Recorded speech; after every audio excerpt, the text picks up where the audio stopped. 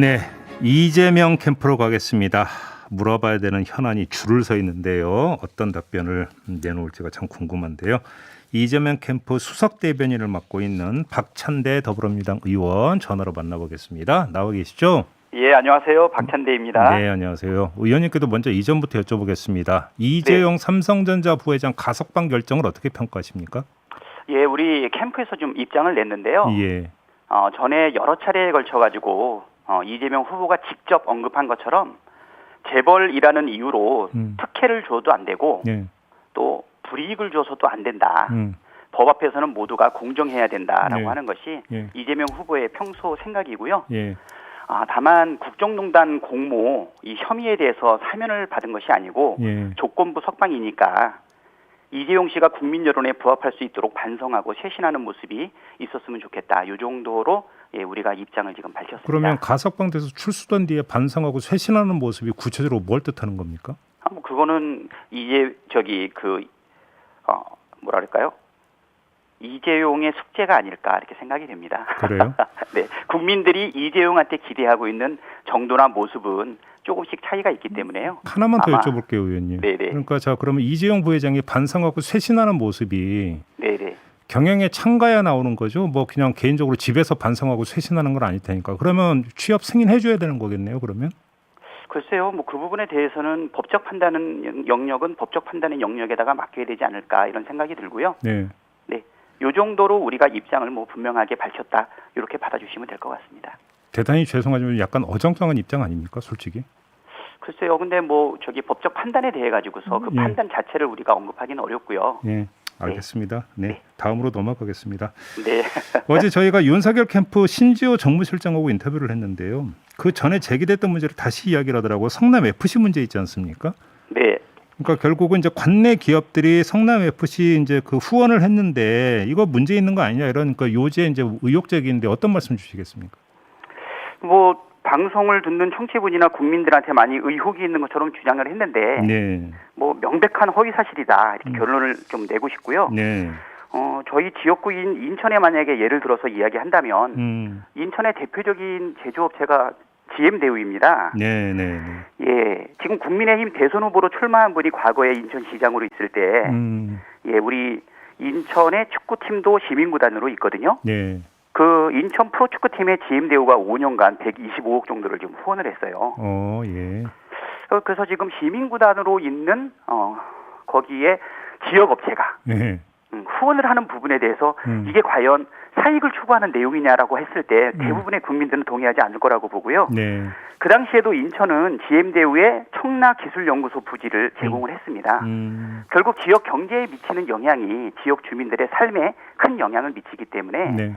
광역지자체장은 기업을 유치하고 그다음에 거기가 활성화되어서 일자리를 창출하고 소비를 진작하는 그런 경제의 중요한 부분을 역할하는 게 지역 단체장의 역할이 아닌가 이렇게 생각이 되거든요. 네, 어제 이것을 비유로 든다라고 하면 이것도 인천시장 과거의 인천시장이 후원을 받은 거다 이렇게 볼 수 있겠냐라고 하는 부분이죠. 알겠습니다. 이것은 대선 정국에서 정략적으로 완전히 허위 사실에 대한 이야기다 이렇게 생각이 됩니다. 하나만 더 여쭤볼게요. 어제 나이가 그 캠프 쪽 주장은 이런 거더라고요. 그러니까 당시 관내 기업이 이제 그 민원 사항이 있었는데 결국은 이게 후원금하고 민원 해결하고 연결이 되어 있었던 문제 아니냐 이런 의혹을 제기를 한 거거든요. 어떤 말씀 주시겠어요? 아니 기업체가 기업을 운영하다 보면 여러 가지 지원을 요청하는 거 이것도 일종의 민원이 아니겠어요? 예. 근데 그 지원을 요청하는 것이 자기 지역의 시민들의 삶에 직결되는 영향을 미친다라고 하면 과감하게 그 부분에 대해서 문제를 풀어줄 필요가 있는 것이죠. 다만 우리가 따질 것은 뭐냐면 이것이 공익을 위한 판단이냐, 그렇죠. 아니면 사적 이익으로 연결되는 것이냐, 네. 이거를 좀 봐야 되지 않을까요? 지금 이렇게 보게 되면요. 시가 소유하고 있는 독립법인들이 상당히 많이 있어요. 네. 대구 FC, 대전 시티즌, 강원 FC, 경남 FC, 광주 FC. 사실 여기는 시민구단으로 운영되고 있지 않습니까? 예. 시민들이 자기들을 대표해가지고 뛰고 있는 이 시민구단의 원활한 운영을 위해 가지고서 많은 지지를 하게 되는데 결국 기업을 좀 더 잘할 수 있게끔 여러 가지 지원을 해달라라고 하는 그 민원 부분에 대해서 아니 시의 이익을 위해서, 시민을 위해서, 그리고 구단주인 시민들의 입장에서 네. 여러 가지 기업을 지원해주고 그리고 거기서 이루어지고 있는 후원이 사적 영역으로 연결되지 않는다라고 하면 이거야말로 굉장히 여러 가지 문제를 해결할 수 있는 좋은 수단이 아닌가 이런 생각이 들어요. 네. 아무튼 윤석열 캠프에서 이제 성남 FC 문제를 제기하니까 이재명 캠프에서 진짜 문제가 되고 냄새가 풀풀 나는 건 코바나 콘텐츠 기업 협찬금이다 이런 입장을 내놓으신 바가 있잖아요. 네네. 이거에 대해서 어제 이제 질문을 했더니 신지호 정무실장은 그때 전시 기획한 건 연합뉴스다. 코바나 콘텐츠는 작품 전시 관련 업무만 맡은 거다 이렇게 이제 그 대답을 하던데 어떤 평가십니까? 뭐 간단하게 좀 말씀을 드리면 코바나 콘텐츠에 대해 가지고 아는 국민들도 있고 모르는 국민들도 있을 텐데요. 예. 코바나 콘텐츠는 윤석열 전 검사의 부인인 김건희 씨가 운영하던 회사입니다. 네네. 그때 이제 결혼 전 사생활에 대해 가지고서 많은 비난하는 글들이 올랐을 때 우리 캠프에서 결혼 전 사생활을 언급하는 게 적절한지 모르겠다. 차라리 그것보다는 비판을 하거나 의혹에 대해서 문제를 삼으려면 대한민국 공동체에 영향을 미칠 수 있는 네. 혹시 사적 이익을 도모하는 부분이 있는 그런 부분에 대해서 의혹을 제기해야지 단순하게 그런 부분들을 언급하는 건 바람직하지 않다. 이래서 이제 요 얘기가 나왔던 건데요. 예. 이 코바나 콘텐츠 기업 협찬 의혹은 윤석열 씨가 검찰총장으로 임명되었을 때 부인이 운영하는 코바나 콘텐츠 전시회 기업들로부터 갑자기 대거 협찬이 들어왔거든요. 네네. 이 내용을 간단하게 말씀을 드리면 그 당시 안내문에는 협찬사가 4개가 있었어요. 근데 실질적으로 지명되는 시기를 전후로 해서 협찬사가 16개로 4배가 드러납니다. 네. 그리고 윤 씨 부부가 뇌물수수 혐의로 고발까지 당했어요. 또 협찬사 중에서는 당시에 검찰 수사를 받던 기업도 지금 있거든요. 그러니까 아까 말씀하신 것처럼 특정 신문사가 사실은 전시 기획을 했다라고 얘기를 하는데요. 이런 부분에 대해서 얘기를 하면 사실 주최기관이 있고요. 네. 요 전시 기획을 위한 주관업체로서 대행업체가 있습니다. 예. 사실 대행업체가 어떤 능력을 갖고 있느냐에 따라서 전시 기획에 큰 영향을 미치죠. 그런데 요 전시 대행업체가 바로 코바나 콘텐츠라는 것이 이제 의혹의 출발점이고요. 네. 이런 전시 기획을 수익 구조하고 지출 구조를 살펴보게 되면 수입은 입장료, 그다음에 그 전시 기획된 작품에 대한 판매 수입, 네. 그리고 협찬으로 이루어져 있어요. 예. 지출에는 지출에는 임대료, 물론 이제 그림이라든가 장소 같은 게 필요하겠죠. 그리고 뭐 브로셔 같은 실비가 있을 거고 나머지는 대행업체의 대행료로 구성이 되어 있습니다. 네. 근데 여기서 코바나 콘텐츠가 영향을 미칠 수 있는 부분은 수입 부분에 작품 판매 수입이라든가 협찬 금액에 영향을 미칠 수가 있고요. 예. 그리고 이게 사적 이익으로 연결될 수 있는 블랙박스는 뭐냐면 바로 대행료예요.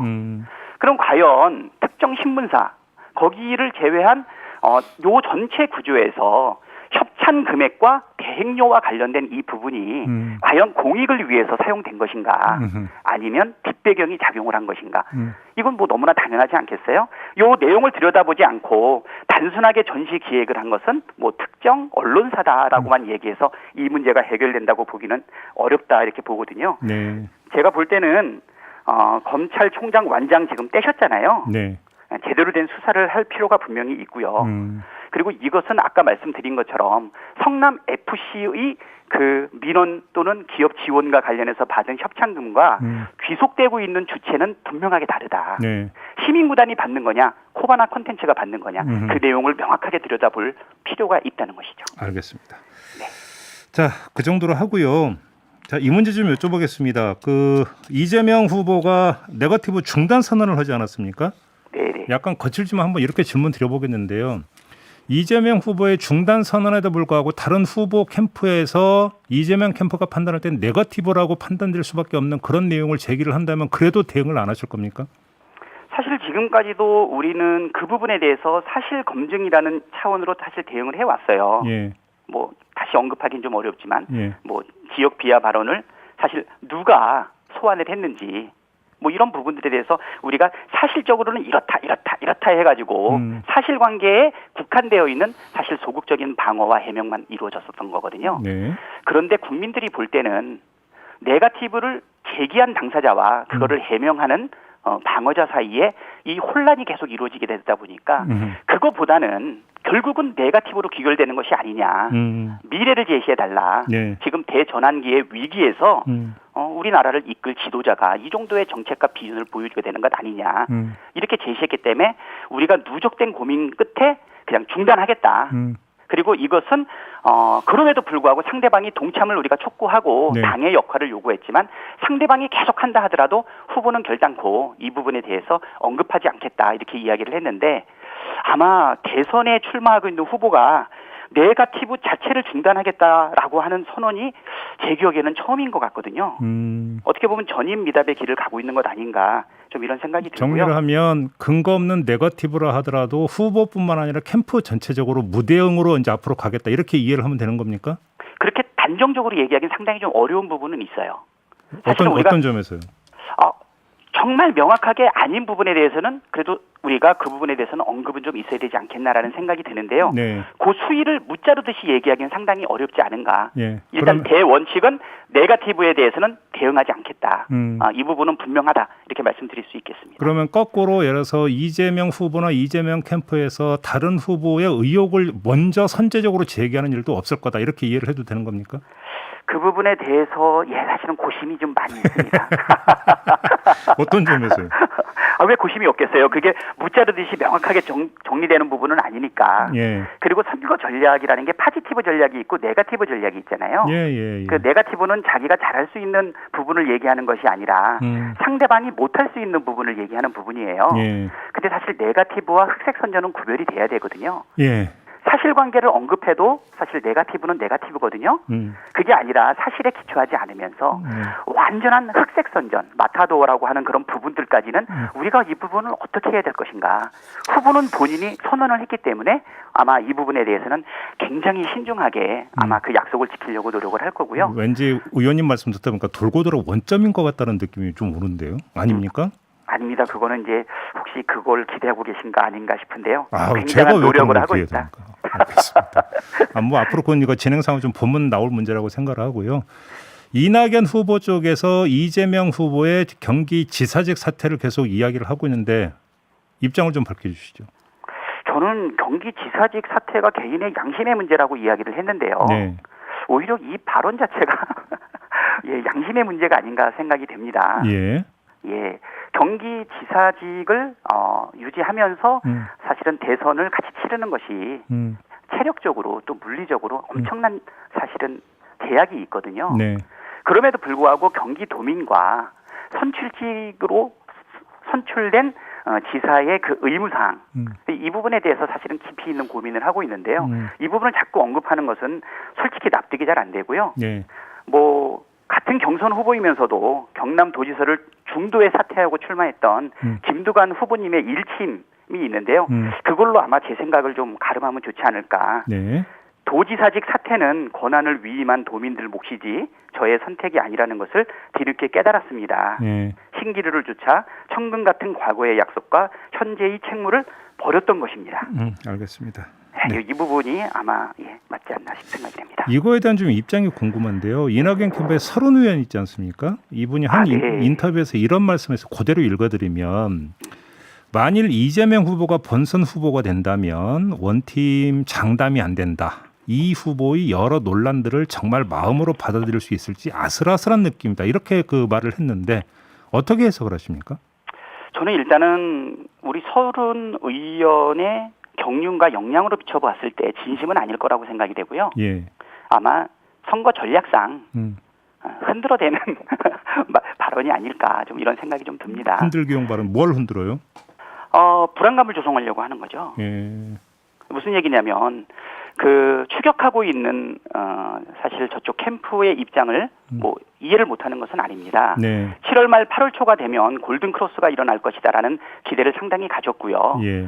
그동안 정책이나 비전을 제시하기보다는 네거티브의 유혹에서 벗어나지 못했던 것 같아요. 네. 그런데도 불구하고 사실 제대로 먹히지 못했고 오히려 국민들한테 좋은 결과를 얻어내지 못하고 있는 상황이라고 생각이 되거든요. 네.